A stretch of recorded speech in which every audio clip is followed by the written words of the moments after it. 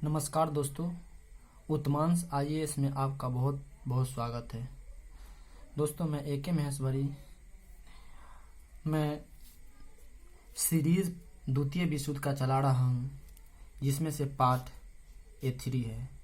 इससे बिफोर मैंने उत्मांश IAS YouTube channel पे पार्ट 1 और पार्ट 2 सेकेंड वर्ल्ड वॉर का वीडियो बनाकर डाल चुका हूँ।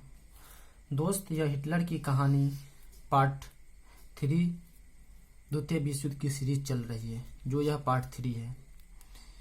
इससे पहले मैं पार्ट 1 और पार्ट 2 बना चुका हूँ। तो यहाँ देखते हैं कि 1923 में हिटलर ने नाजी संगठन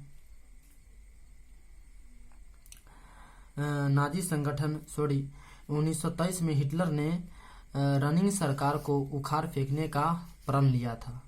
कहाँ? तो जर्मनी में जब हिटलर अपने नाजी संगठन यानी नाजीवाद का स्थापना 1918 में कर दिया, तो सरकार उस समय जो थी जर्मनी में, उस सरकार को हिटलर बोल रहा था कि मैं इसे गिरा दूंगा और तब जाके मैं प्रतिशोध मित्र राष्ट्रों से लूँगा, जो जर्मनी को नीचा दिखाने में पूरी और कोई कसर नहीं छोड़ी।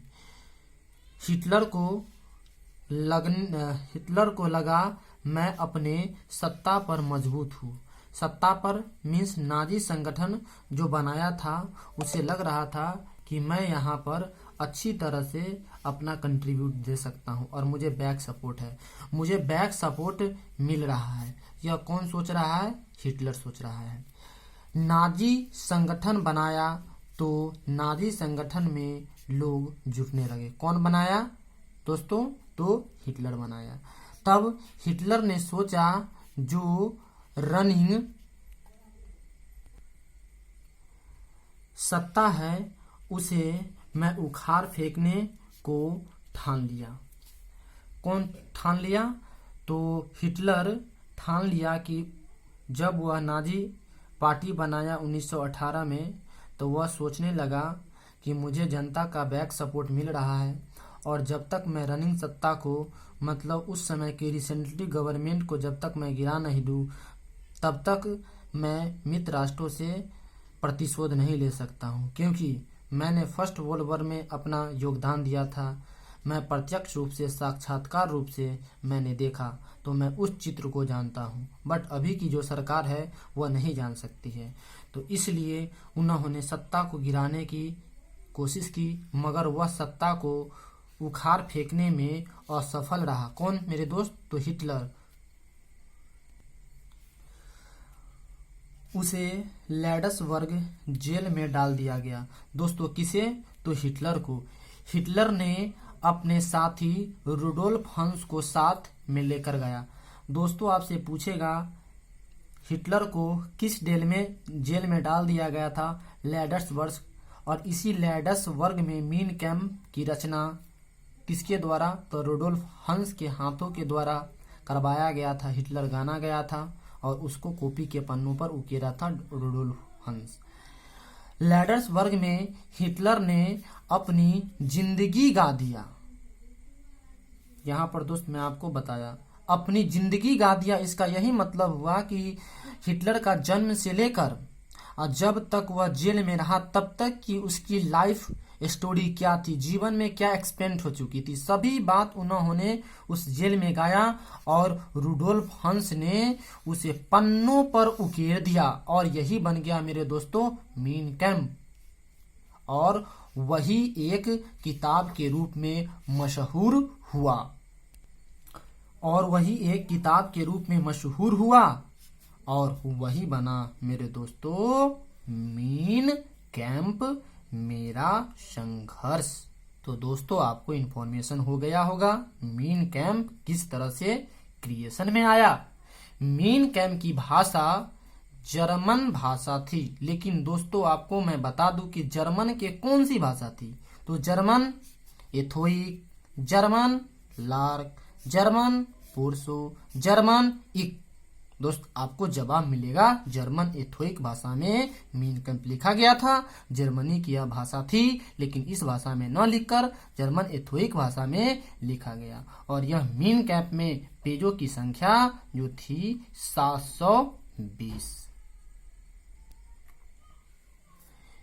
फिर दोस्तों मैं आपको बता दूं कि जिस तरह से मीन कैंप रोडोल्फ हंस लिखे थे और हिटलर साहब गाए थे और लैडसबर्ग में लिखा गया था, तो इस मीन कैंप के 2 पार्ट हुआ था।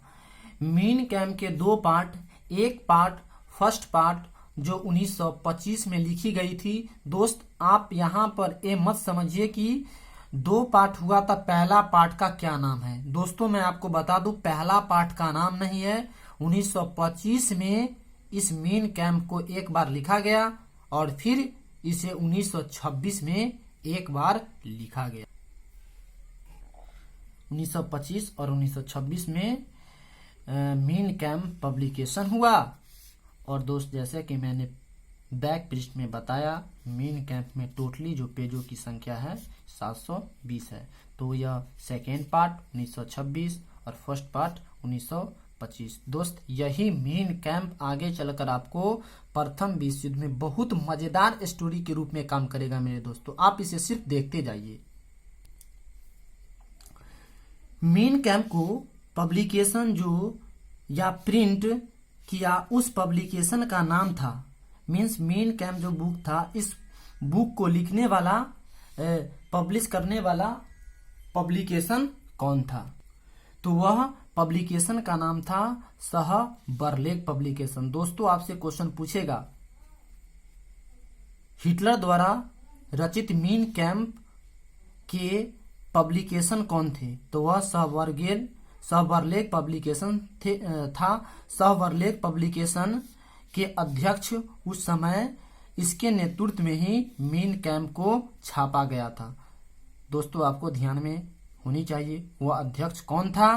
तो वह मार्के अमान था। क्वेश्चन आपको पूछेगा कि किस पब्लिकेशन के किस अध्यक्ष के नजर में मीन कैंप को छापा गया?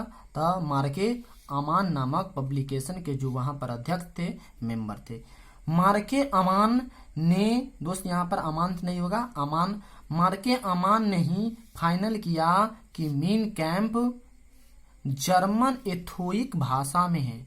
जैसे कि दोस्त आपको यहाँ पर मैं बताया था कि जर्मन इस प्रकार के भाषा में से किस प्रकार के भाषा में लिखा गया, यही जो जर्मन एथोइक भाषा में लिखा गया था, यही जर्मन एथोइक भाषा को जो बताने की कोशिश किया था हिटलर की कि यह जो मीन कैंप लिखा गया है यह जर्मन एथोइक भाषा में मार्के अमान, लेकिन रोडोल्फ हंस लिखते समय यह प्रूफ नहीं कर पाया कि किस भाषा में है।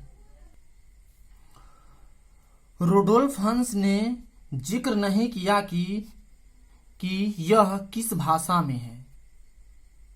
मार्डेल्ट के नेतृत्व में मीन कैंप इंग्लिश भाषा में प्रकाशित हुई। दोस्तों आपसे पूछेगा पहले मीन कैंप किस भाषा में लिखी गई? तो जर्मन एथोइक।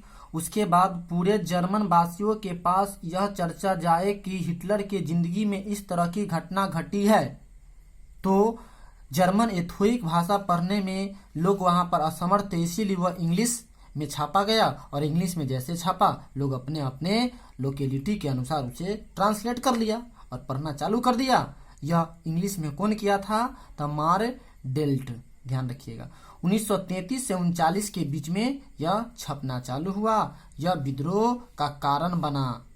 1940 में मीन कैंप पर बैन लगा दी गई। जर्मनी में ही नहीं, मीन्स सारे उस समय के करेंटली देश में मीन कैंप पर प्रतिबंध लगा दिया गया। तो दोस्तों फिर मैं एक अनोखापन लेक्चर के साथ मिलता हूँ। तो दोस्तों तब तक के लिए नमस्कार, धन्यवाद।